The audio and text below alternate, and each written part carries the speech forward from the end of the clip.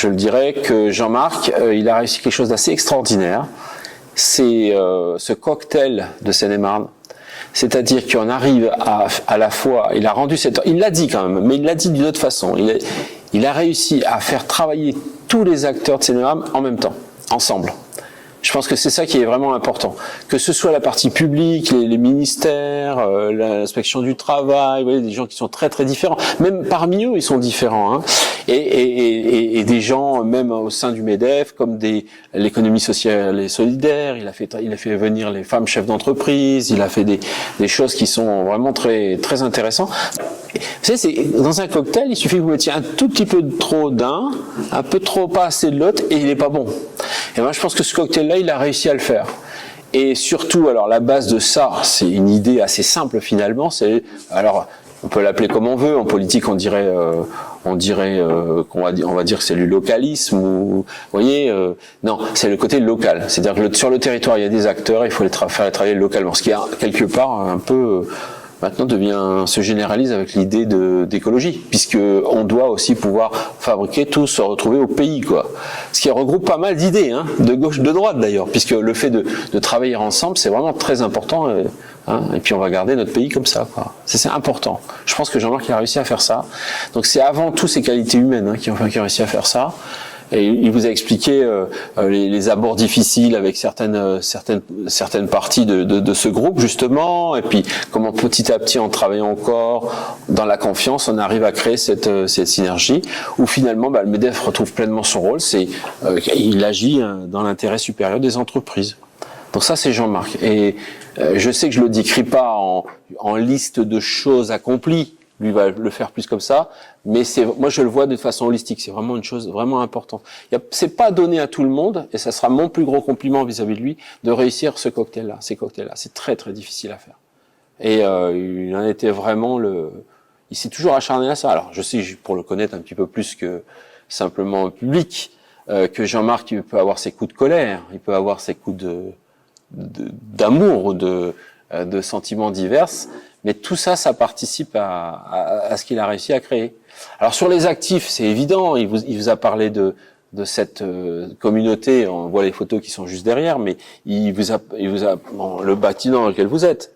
Hein, on était dans un bâtiment lunaire, là-bas, un petit peu plus au sud de Melun, dans cette idée de vouloir un petit peu partager avec toute la Seine-et-Marne, qui est grande par exemple, il a pensé à tout le monde, on se met ici, là. Mais il y avait aussi comment dire, il y avait aussi quelque chose d'inavoué, c'est-à-dire qu'en venant ici, il sait très bien qu'aussi, parce que ça peut pas lui échapper, que c'est un endroit qui va se développer, qui est au centre de pas mal de choses. Donc il a quand même ça en arrière-pensée. Et donc je pense que cette idée de vision, cette vision-là, elle est formidable, quoi. C'est vraiment très important, c'est ce qu'il a fait. Et moi je suis très content. Alors, vous voyez, je parle de lui pas comme un successeur, hein. J'ai travaillé avec lui aussi. C'est pas comme si j'arrivais. On a travaillé ensemble, et le fait de travailler ensemble, ça fait connaître l'animal d'une autre façon. Et je te remercie, Jean-Marc, de tout ce que tu as fait pour nous. C'est vraiment très bien.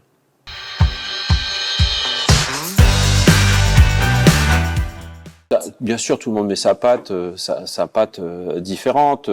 Ne serait-ce que par exemple les origines étant différentes, moi je suis pas corse, donc déjà je vais essayer d'agir comme quelqu'un du Pas-de-Calais. Donc voilà, du Pas-de-Calais, donc fils d'ouvrier du Pas-de-Calais, donc c'est quelque chose de très différent de fils d'ouvrier corse. Donc voilà. Non, il y a ça, il y a les origines. On peut pas enlever le terroir. Hein. Moi, je pense que c'est pas possible quand vous avez un grand-père mineur de fond à Arras, c'est pas pareil que si vous étiez. Voyez, on peut pas l'enlever. Comme disait Jean Ferrat, pour prendre une référence, nul ne guérit de son enfance. Hein, nul ne guérit de son enfance. Moi, la marque que je veux. Alors, par contre, je veux le faire dans la continuité. Donc déjà, ce qu'on a décidé très clairement, c'est, vous voyez, je ne change rien jusqu'à ce que l'événement soit passé. C'est-à-dire, le 1er janvier passe, le 8, on fait les vœux, donc là, j'annoncerai quand même pas mal de petites choses. Mais je pense que les petites choses sont pas, la somme des petites choses fait beaucoup plus que l'annonce d'une grosse chose. On a parlé tout à l'heure des effets d'annonce. Bon, c'est bien, ça fait plaisir, c'est à un moment donné. Je pense que les choses seraient, comme un artisan, hein, les choses se réalisent beaucoup plus sur le quotidien et sur la continuité. ce qui est certain, c'est il vous l'a dit tout à l'heure, donné l'outil. Donc il a parlé d'outils, hein, il a parlé d'outils. L'outil, on l'a effectivement, on a une équipe efficace, on a désormais. Alors il y a peut-être une chose où il y a peut-être un petit peu de regret de la part de Jean-Marc, c'est toute cette mécanique, cet outil, il aurait bien voulu peut-être l'utiliser encore un petit peu. C'est-à-dire montrer qu'on peut avoir plus de membres, plus de, vous voyez, etc. Et écoutez, je vais m'en faire le dépositaire, je vais le reprendre, puis c'est moi qui vais le faire. Tant pis, il est plus là, mais c'est moi qui vais le faire. Vous voyez ce que je veux dire? C'est un peu dans cette idée-là.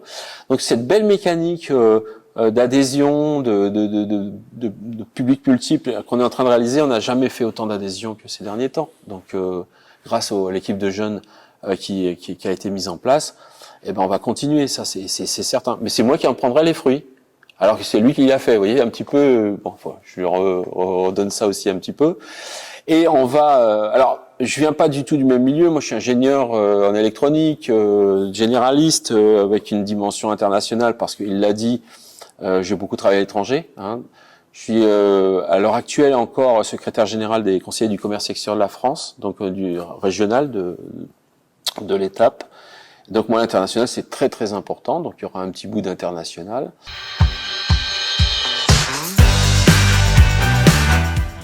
Donc le côté industriel, moi je suis un petit industriel qui a jamais délocalisé. J'aurais probablement gagné beaucoup plus d'argent si j'avais délocalisé.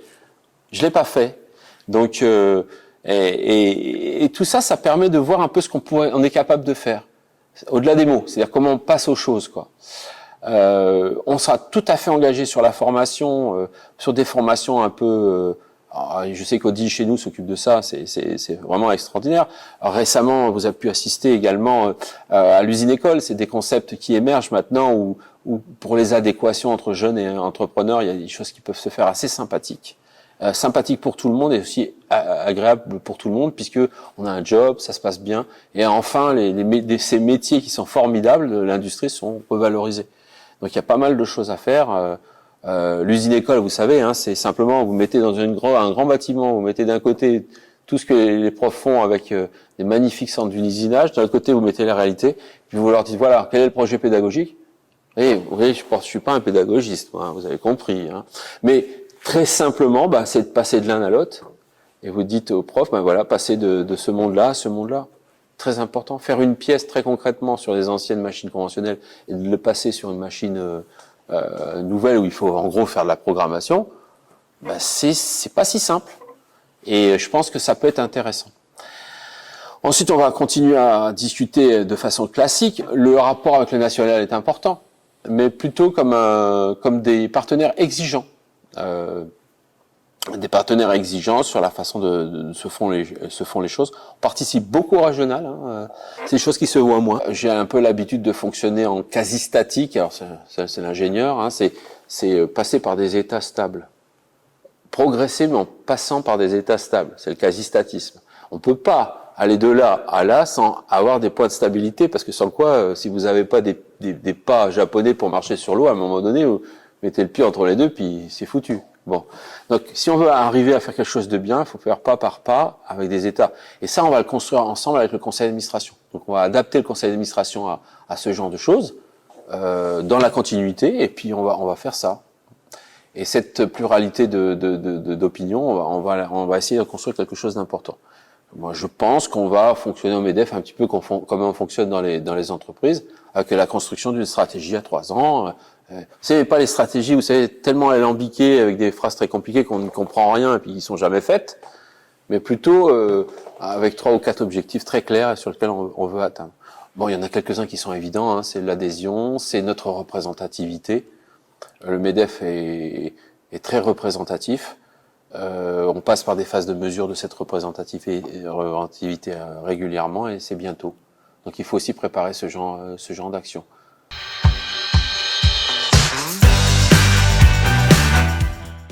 Parce que la représentativité, bien sûr, c'est le pouvoir, puisque ça nous donne tellement de postes ou tellement, mais c'est aussi la puissance. C'est comme ça qu'on peut, par exemple, comme le disait Jean-Marc, où on peut signer des accords seuls qui permettent de sauver un village, quoi. Le village dont tu parlais tout à l'heure. Voilà, exactement. Donc voilà, ça donne un peu l'idée entre pouvoir et puissance dans ma définition à moi, hein, Et c'est très important. Et tout à l'heure, je vous citais la phrase d'Heidegger, ce philosophe allemand. Je vous disais que la technique, c'est bien. Hein.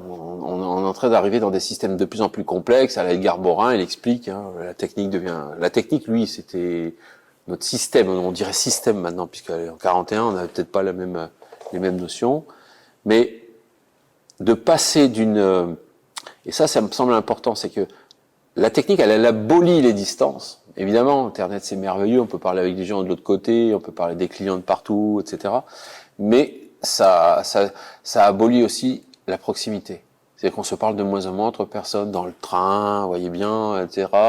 Et moi, ce que je voudrais, c'est pas être contre la technique. On n'y peut pas grand-chose. Les choses avancent. Hein, c'est un peu cette histoire d'Oppenheimer. Hein, c'est voilà. Mais surtout qu'on garde cette proximité. Parce que c'est avec cette proximité, c'est la valeur ajoutée c'est l'actif de la société MEDEF. C'est ça. C'est la garantie de cette proximité. Donc ça, je pense que c'est important. Si nos membres viennent chez nous et ils se sentent représentés chez nous, c'est parce qu'on les aide. Comment? Parce que on leur fait gagner du temps. Nos chefs d'entreprise, ils sont dans une telle complexité qu'ils ne comprennent plus toujours. Vous savez, c'est pas les seuls. Hein. Il y a même des juges qui comprennent plus quelle loi ils doivent appliquer, ou même l'Europe parfois qui sait pas quelle directive il faut appliquer. Donc tout le monde est dans ce cas-là actuellement. Et nous, ce qu'on veut, c'est faire gagner du temps à nos chefs d'entreprise. Et on leur fait gagner beaucoup de temps. Ça peut être des choses très simples. Il y a un camion qui bloque ma rue, ou des choses très compliquées. C'est sur telle loi, le fait de mettre cet amendement, ça me tue mon business. Voilà. Donc c'est cette étendue-là. Et là, c'est de l'intelligence collective. On peut pas faire autrement. Je m'insérerai dans quelques perspectives qui sont actuelles, un peu à la mode, mais en allant au-delà de la mode. Moi, j'aime bien faire. Hein. Je pense qu'il faut faire une différence entre pouvoir et puissance. Pouvoir, vous l'avez, vous êtes président, vous avez les galons, tout va bien. Bon, mais vous avez la puissance si vous réalisez. Et je pense que c'est ça qui nous lie. De faire des choses, c'est plus important que d'en parler. Enfin, j'en suis encore moi à ce niveau-là. Et peut-être réaliser des choses que cet outil permet de réaliser. Par exemple, on parle toujours de transition écologique. J'en parlais tout à l'heure. L'idée de pourquoi pas mettre tout de suite en place, on va aller dans le concret, voilà, une zone où la transition écologique s'exerce. Mais à une zone, vous voyez, on va rapidement, on fait les choses, on passe par l'empirique, on n'emploie pas la méthode unique. En France, on est très cartésien, donc on aime bien passer par des méthodes théoriques. Mais vous savez, parfois en faisant, on arrive à structurer de la même façon. Et ça va beaucoup plus vite. Moi, j'aimerais bien faire ça, sur des choses concrètes. Moi, je poursuis bien entendu ce côté localiste, c'est-à-dire dans le sens où local, ça veut pas dire dans sa campagne paumé dans un hameau et puis qu'on fait son feu soi-même, on fume ses saumons et puis voilà. Hein. C'est pas ça du tout. Hein. Je pense qu'il faut bien commencer. On prend toutes les ressources locales pour arriver à faire le mieux localement, pour être connu à l'extérieur.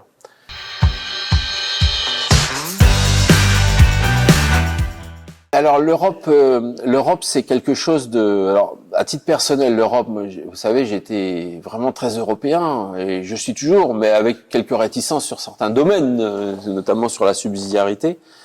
Je suis un pré-Erasmus puisque j'ai fait une partie de mes études à l'université d'Essex. Ça c'est toujours bien marqué sur un CV que vous êtes diplômé de l'université d'Essex, hein, voilà. Et puis de Karlsruhe en Allemagne, donc voilà. Donc je suis pré-Erasmus, donc il n'y avait pas Erasmus. Et à l'époque, il fallait se trouver les sous pour y aller. Bon, c'était un peu plus compliqué. Donc je suis totalement européen et je vois bien qu'on soit pour, qu'on soit contre. On voit bien que, 70% de la législation ou des contraintes qui nous sont imposées viennent de l'Europe. C'est d'ailleurs ce qui fait grincer des dents, parce que souvent on dit ah bah oui mais c'est européen, on peut pas décider. Oui, mais bon, on a envoyé des gens pour voter quand même, et ces gens ils sont quand même là quoi. Donc je pense que le MEDEF, même au niveau national maintenant, a un fort tropisme vers l'Europe, tout simplement parce que c'est là que sont les lieux de pouvoir. Attendez. C'est très clairement, on le voit tous les jours. Donc il faut aussi agir à ce niveau européen, donc avec un renforcement lobbyiste. Alors je sais que lobbyiste c'est pas un mot à la mode, hein, chez personne d'ailleurs. Mais voilà, il faut renforcer un peu notre influence, on va dire, la manière douce pour l'Europe. C'est très très important au niveau national, mais nous aussi, on a d'importance à faire là-dessus. On intervient dans pas mal de choses d'ailleurs, nos clubs internationaux. Je suis moi-même CCEF, donc conseiller du commerce extérieur de la France, donc on est tout à fait dans le bon move là, dans la bonne direction.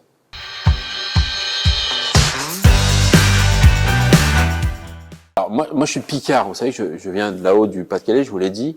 Et Enterprise, c'est Jean-Luc Picard. Je sais pas si vous êtes très dans Star Trek et ces choses-là, mais c'est le capitaine de l'entreprise, Jean-Luc Picard.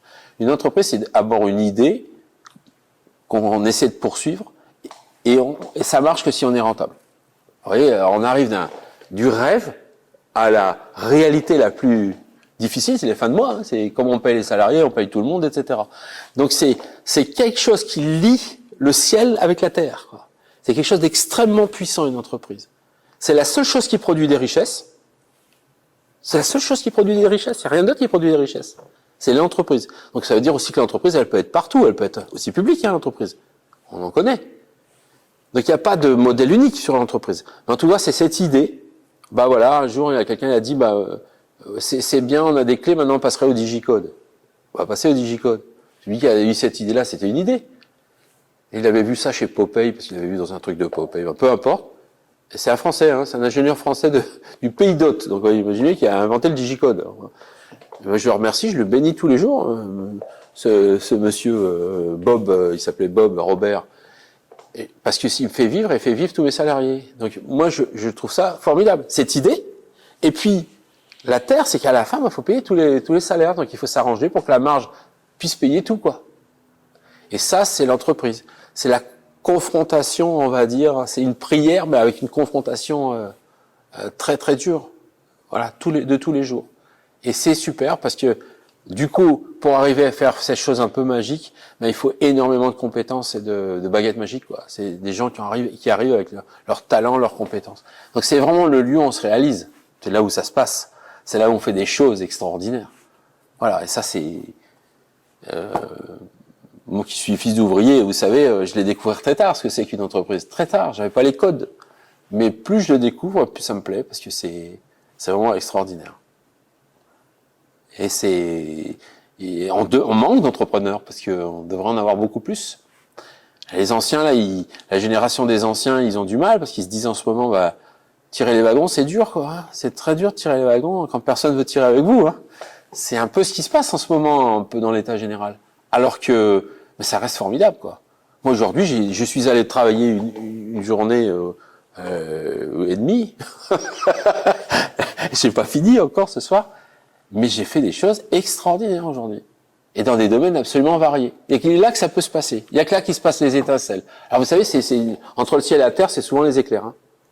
Donc voilà, c'est un peu magique. Après, il faut être rationnel aussi. Hein. Il n'y a pas qu'une forme d'entreprise.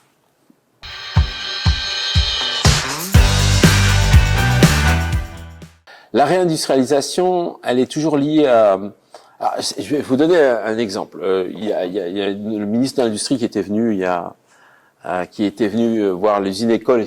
C'est un projet qu'on a lancé il y a pas longtemps. Alors, le MEDEF n'est pas à l'origine, hein, mais il participe assidûment. Et donc, et le ministre me disait, mais comment vous faites vous pour gagner de l'argent avec des produits banals, dans le LS, hein, dans le sens que tout le monde peut faire. Hein. Et je fais effectivement des produits banals, c'est-à-dire que des digicodes, je pense que tout le monde peut le faire dans le monde entier. Il n'y a pas de blocage technologique, de brevet. Encore, c'est pas vrai, puisque j'ai réussi à faire un brevet il y a pas longtemps. C'est un savoir-faire. Il y a des choses de savoir-faire à faire. Moi, il y a des produits que je vends. Alors, je parle de mon entreprise que je vends contre mes concurrents chinois en Chine. Donc on me dise pas que c'est pas... Alors c'est pas la majorité des produits, hein, je veux pas non plus exagérer, mais qu'on me dise pas que c'est pas possible. En tout cas, c'est démontré que c'est possible. Donc on peut le faire, mais il faut que tout le monde s'y mette, quoi. C'est-à-dire que 58,6% de dépenses publiques, d'un point de vue mondial, il n'y a pas personne qui nous bat sur la dépense publique. Donc ça peut pas rester comme ça. Et cette donnée-là, elle est vraie à l'international comme il vous faut un beau produit pour l'international. Mais si votre produit il est trop cher, qu'est-ce que vous faites? Ben, c'est pas possible, vous pouvez pas le vendre à l'extérieur. Ou alors, bon, c'est ce qu'on entend parfois, c'est de l'innovation, c'est brevet, c'est super projeté, c'est de la qualité extrême, etc. Oui, mais le produit banal, bah, on a vu ce que c'était important le produit banal pendant le Covid, n'est-ce pas? Donc je pense que bah oui, ça va faire un respirateur pour les gens qui n'arrivent pas à respirer. C'est pas du produit très compliqué. Hein. Je m'étais amusé à faire le calcul comme industriel de ce qu'il faudrait mettre comme argent de côté pour pouvoir avoir la quantité qu'il nous fallait de respirateurs. C'est très peu d'argent, très peu d'argent. Et de toute façon, en structure, on est forcément pas compétitif à l'heure actuelle avec 58,6%. Mais c'est un peu c'est l'idée, quoi. Donc, la réindustrialisation, elle demande beaucoup d'efforts et de tout le monde. Vous pouvez pas vous mettre au même niveau regardez, la France, elle a 163 milliards de déficit de commerce extérieur l'an passé. 163 milliards, mais c'est incroyable. Vous vous rendez compte? 163 milliards de déficit. Il y a 80% des produits dans le code douanier, il fait à peu près, je sais plus, 6000 produits, ou je sais plus combien que c'est exactement. Et donc, sur ce code douanier, vous regardez, mais il y en a 80% qui sont déficitaires. Il y a plein d'origines à ce truc-là. Hein. Il y a des choses qu'on dit pas, puis il y a des choses qu'on dit. Et les choses qu'on dit pas, bah, c'est parce qu'on n'est pas compétitif, au bout du compte. Et puis, il y a aussi parce que les grosses entreprises ne produisent plus en France. C'est clair aussi quelque part. Mais pourquoi elles produisent pas? Bah, tout simplement parce que il y a 58,6% à payer. Donc il faut qu'on arrive à... Faut pas comprendre, on ne fera pas ça par un tour de passe-passe. Hein. Mais moi, j'y arriverai pas. Hein. J'y arriverai pas. Donc de bons produits, des prix corrects, j'ai pas dit les mêmes, hein, mais corrects, et on va y arriver.